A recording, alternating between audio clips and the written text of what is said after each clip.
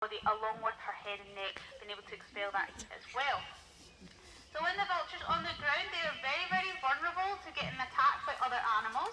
So they have a comical little bouncy run that they can do just to keep out the way anything that might potentially kind of pounce on them or swipe at them.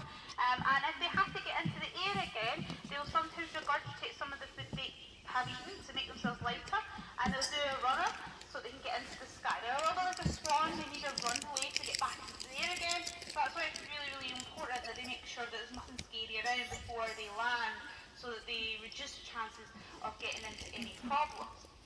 Now, these birds are incredible parents. In fact, the ancient Egyptians worshipped vulture species because of this. They were a symbol of motherhood and maternity, which is not always what we think about when we think of a vulture.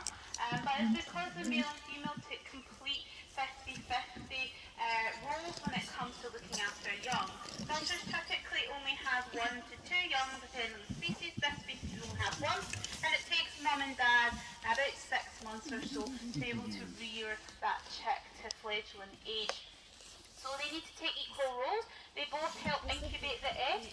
One will do the job, the other will go out and get food for their partner and bring that back to the nest to feed them, and then they'll swap over. Once the chick hatches, one will protect the chick from the elements like the harsh African sun and also any predators as well, and the other will go get food for its partner and the chick, and then they'll swap over, and they will do all of these jobs exactly 50-50, so they are fantastic parents. And ancient Egyptians actually believed that all vultures were female because they were such good mothers.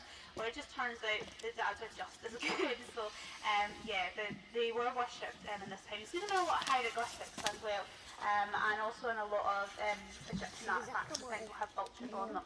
So when she's up close, you can see that really powerful neck that she has. It's the most powerful part of her body. It's designed to tug at these really difficult parts of the carcass.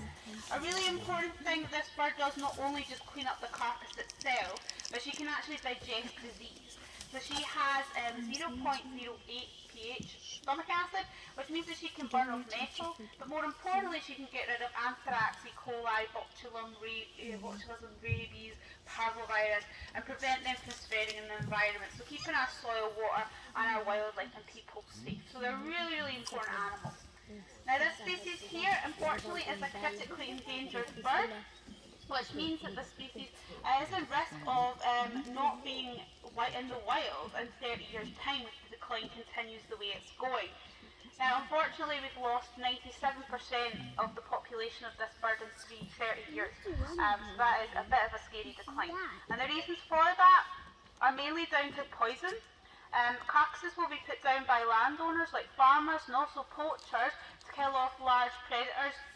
When it comes to farmers anyway, you don't want lion and hyena and leopard and caracal even their livestock, so they'll put out these carcasses laced with poisons to try and kill these animals off. But other animals eat them, and vultures being primary scavengers is the only thing they do, and they'll come and eat this in their hundreds and unfortunately die of the poisoning. They might fly 100 miles away and die somewhere else, and other animals eat them. It's a big knock-on effect. Poachers also realise that vultures give away where they may have killed like an African elephant or a rhino for their tusks or the ivory.